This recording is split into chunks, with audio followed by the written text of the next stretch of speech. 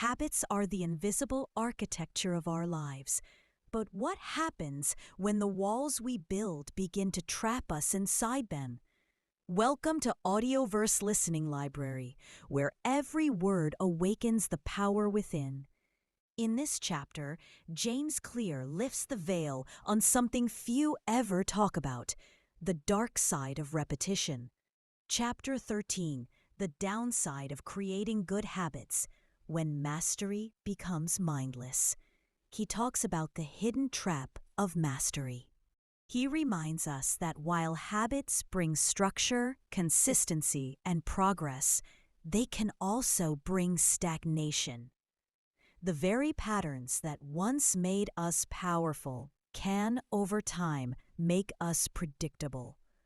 When an athlete practices the same move thousands of times, or an artist paints the same theme again and again, something subtle begins to fade. The freshness, the challenge, the aliveness of growth. Clear calls this the plateau of latent potential reversed. The place where progress flattens because the mind no longer questions. Mastery without awareness becomes automation, and automation without renewal becomes decay. The philosopher Heraclitus once said, "No man ever steps in the same river twice." But the danger of habits is that we forget this truth. We start believing it's the same river, and so we stop looking deeper. Good habits make life efficient, but efficiency can become the enemy of evolution. When everything runs smoothly, curiosity falls asleep.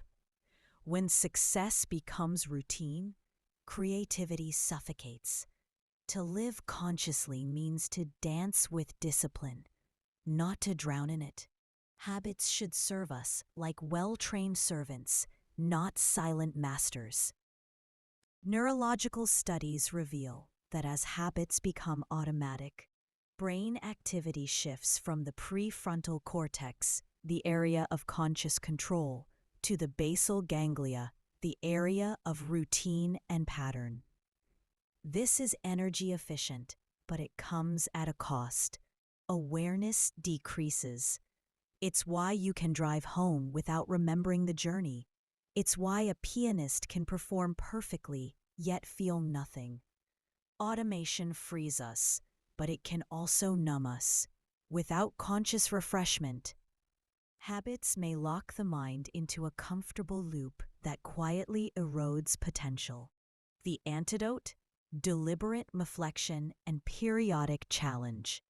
Clear encourages us to continuously review our habits, to ask, is this still serving me? Is this habit aligned with who I'm becoming or who I used to be? Imagine a successful entrepreneur who wakes at 5 a.m., journals, meditates, exercises, and eats clean daily. For years, these routines fueled growth, but over time, she feels strangely hollow, mechanical. Her life runs like clockwork, yet she's lost the spark that once drove her.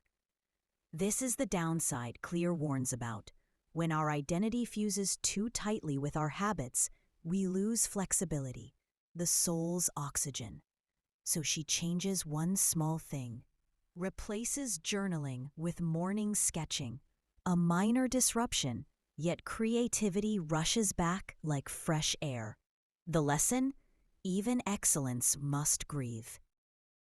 James Clear's brilliance in this chapter lies in reminding us that success is not about perfect order. It's about dynamic balance. In science, systems thrive at the edge of chaos, a space where order meets adaptability. Too much structure breeds rigidity. Too much chaos breeds confusion. The sweet spot lies between, where habits provide rhythm but not rigidity, and where awareness invites renewal. Think of a dancer. Her routine is precise, but her expression is alive. Habits are her frame. Consciousness is her freedom. Clear's insight on identity-based habits, "You become what you repeatedly do," is powerful, but carries a hidden warning.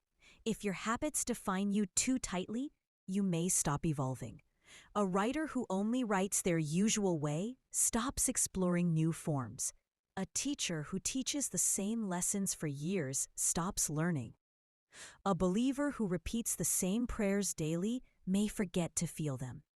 The true purpose of habits is not to narrow identity, but to support its expansion. So ask yourself, are your habits helping you become more alive or just more efficient? Are they evolving with you, or have they quietly turned into cages of comfort?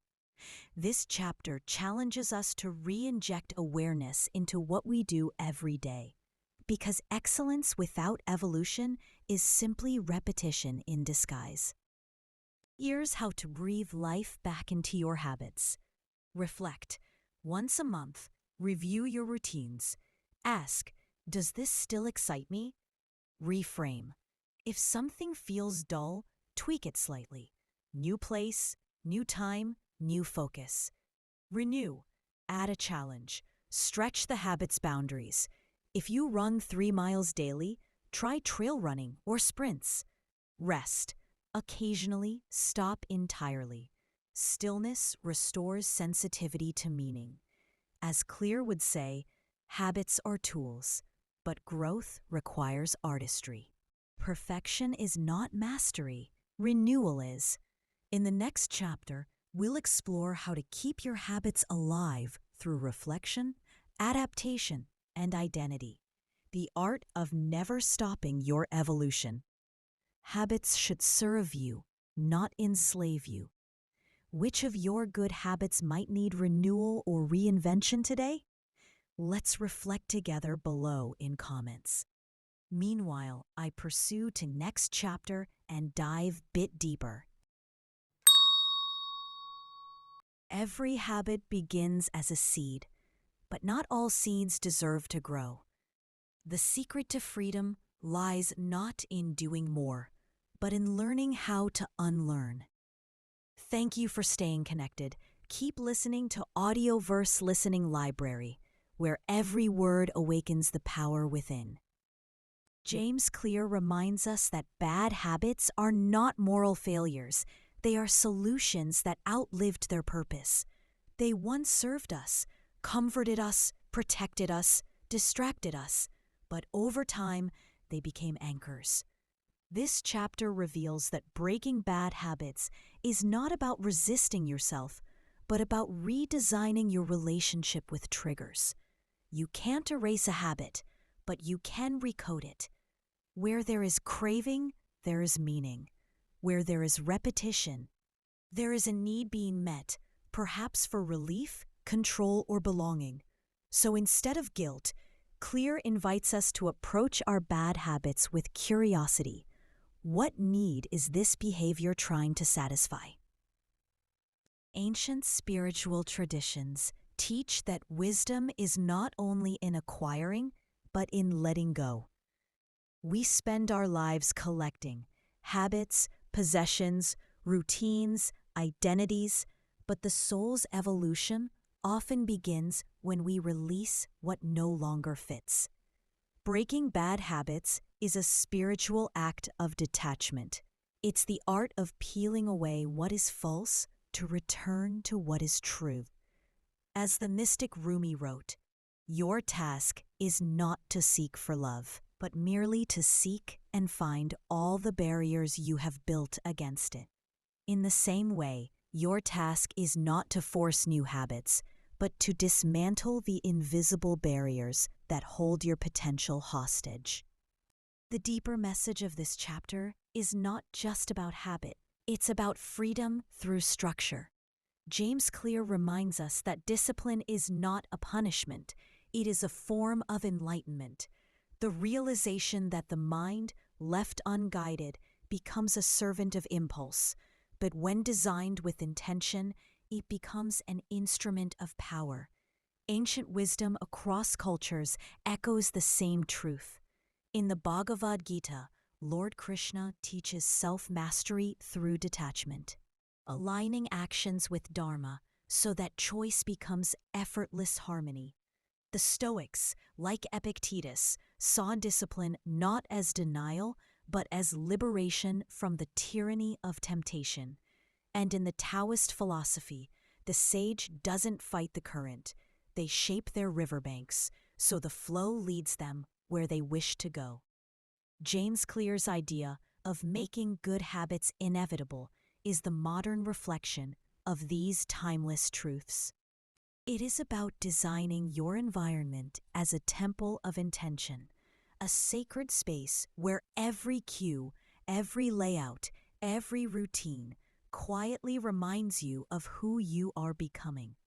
When you place your running shoes near the door, when you prepare your workspace for clarity, when you automate good choices, you are not merely building habits, you are consecrating your environment. Each small act of design becomes a spiritual declaration. I no longer leave my growth to chance. I choose the path of conscious creation. In this way, habit becomes a meditation, a ritual of alignment between the seen and unseen forces within you. The body acts, the mind aligns, and the soul witnesses its own evolution through rhythm and repetition. This chapter teaches us something profound, that freedom is not found in the absence of limits, but in the wisdom of the limits we choose.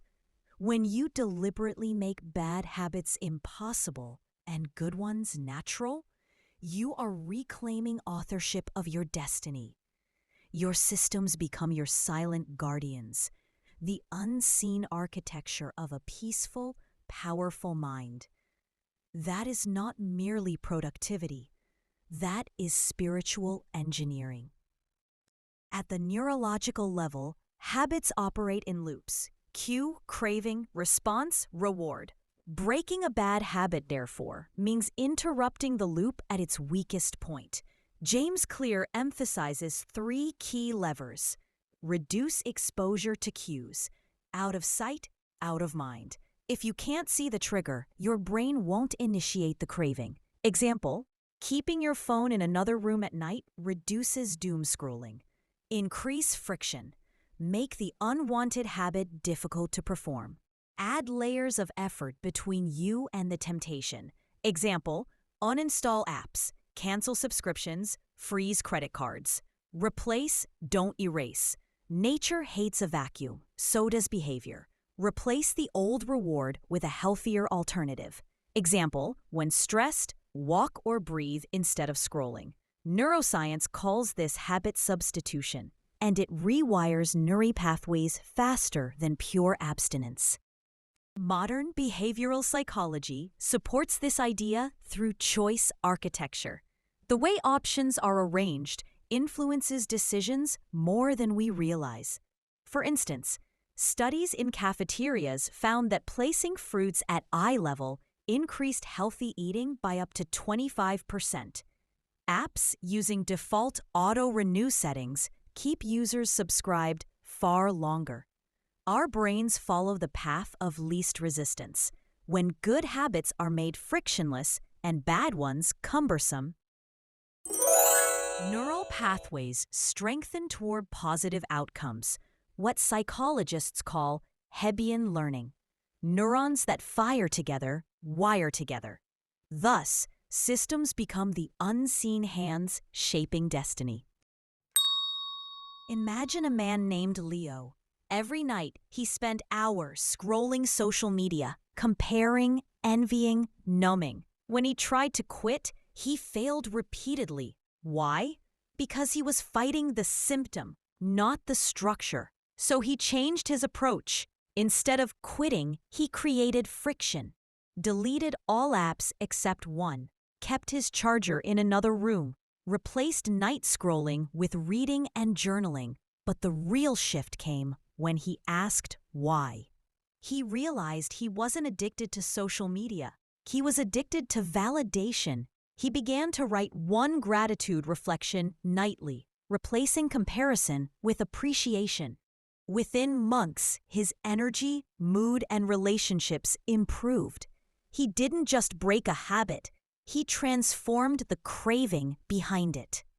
We can also see another examples and analogies, such as Odysseus and the sirens. In Greek myth, Odysseus ordered his crew to tie him to the mast so he could hear the siren's song safely.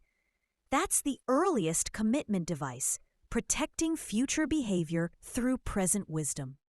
A common example is about digital discipline. A writer who disables Wi-Fi before working creates an impossible path to distraction. Similarly, fitness simplified. Keeping dumbbells near the sofa makes micro-workouts inevitable during downtime. Every story echoes one truth. Make the path of virtue simple and the path of vice difficult. All bad habits are energy shortcuts, ways to discharge discomfort with minimal effort. That's why they feel irresistible. They're quick hits of relief. But as Clear shows, the cure isn't punishment, it's energy redirection. Replace the destructive pattern with a behavior that meets the same emotional need, but at a higher frequency. For example, instead of gossip for connection, initiate honest conversation. Also, instead of junk food for comfort, nurture yourself through rest or art. Another commonly known example, instead of procrastination for control, break tasks into smaller, winnable steps. This transforms the law of least effort into the law of least resistance toward truth. James Clear contrasts willpower-driven change with environment-driven transformation. Willpower is reactive. It fights the moment. Environment design is proactive. It removes the battle altogether. Consider two individuals. One constantly resists junk food at home. The other never buys it in the first place. Both want health, but only one succeeds sustainably, because success is architectural, not emotional. This insight transforms the entire self-help paradigm. Success doesn't come from superhuman discipline, but from super-intelligent design. By externalizing control, committing through systems, you move from battling habits to building harmony. While this chapter offers a powerful formula, it raises an interesting critique. Not all habits can be pre-engineered. Emotional and creative behaviors, like empathy, spontaneity, or artistic flow, require openness, not rigid structure. Thus, the wisdom lies in balance. Automate what limits you, but keep space for the soul to breathe. James Clear's brilliance is not in creating robotic efficiency, but in reminding us that freedom begins with structure. Clear's framework is practical and empowering, but it also requires humility. We can't perfectly design our environment or prevent every cue. Sometimes habits resurface because healing is not linear. The deeper lesson here isn't perfection, it's awareness. Each relapse is information, not failure. Every trigger shows us where energy still leaks, where pain still speaks. True mastery lies not in never failing, but in failing consciously, to fall awake rather than asleep. So don't aim to destroy your bad habits. Aim to understand and outgrow them. As your identity expands, the old patterns simply stop fitting your new frequency. You cannot remove your shadows by fighting them, only by illuminating them. In the final chapter, we'll explore how to integrate everything you've learned, transforming habit into harmony and effort into identity. So as you step into your own journey, ask yourself, what commitment device can I set today that will make success effortless tomorrow? Remember, systems are not cages, they are wings. You don't rise to the level of your goals, you fall to the level of your systems. And when those systems are wisely built, you no longer struggle, you flow. At the core of Chapter 14 lies a profound contrast: the struggle of willpower versus the wisdom of environment design. Willpower, though celebrated, is like a flickering candle, bright, inspiring, but fragile in the wind of daily life. It demands constant vigilance, energy, and self-talk. We tell ourselves, "I'll resist tomorrow," but every tomorrow requires another battle. Environment design, on the other hand, is like building a lantern around that candle, a structure that protects the flame so it can shine effortlessly. Instead of fighting your impulses, you remove the battlefield. In psychological terms, willpower relies on the prefrontal cortex, the region responsible for decision-making and self-control. But studies show that this mental energy depletes quickly, a phenomenon known as ego depletion. That's why resisting one temptation makes the next one harder. Environment design bypasses this exhaustion. It shifts the responsibility from momentary discipline to architectural intelligence.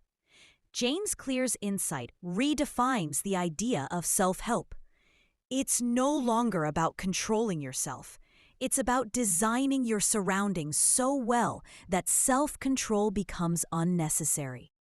This is transformation through wisdom, not force. Think of two travelers climbing the same mountain. One climbs while dragging the weight of his own resistance. The other rearranges the path, clearing rocks, marking trails, and resting where the sun is kind. Both reach the peak, but one arrives exhausted, while the other arrives enlightened. The mountain didn't change, the path did. This is the difference between living by willpower and living by design. In a deeper sense, this philosophy touches on the law of correspondence, as within, so without. When you design your outer world to support your higher self, your inner world begins to mirror that harmony. The desk you clear becomes a reflection of the mind you organize. The phone you silence becomes the peace you reclaim. Thus, environment design becomes an act of spiritual reflection, an outer expression of inner order. But James Clear doesn't ignore the paradox that too much structure can suffocate the spirit. If your environment becomes too controlled, life loses spontaneity and creativity withers. So the art lies in balance. Build walls where weakness rules, but leave windows where inspiration breathes. Create systems that secure your intentions, but leave room for the soul to dance. The purpose of design is not imprisonment. It's liberation from chaos, so you may walk freely in purpose. In conclusion, the true transformation happens when your environment becomes an extension of your identity. When your surroundings whisper, "This is who I am becoming," and your actions respond in kind, that's when habit ceases to be effort and becomes nature. Last but not the least, you don't fight darkness, you turn on the light. What's one habit you're ready to release? Not by resisting it, but by understanding it. Share your reflection below. Till next episode, keep listening, keep growing. Thank you once again for tuning to your own channel. AudioVerse Listening Library, where every word awakens the power within.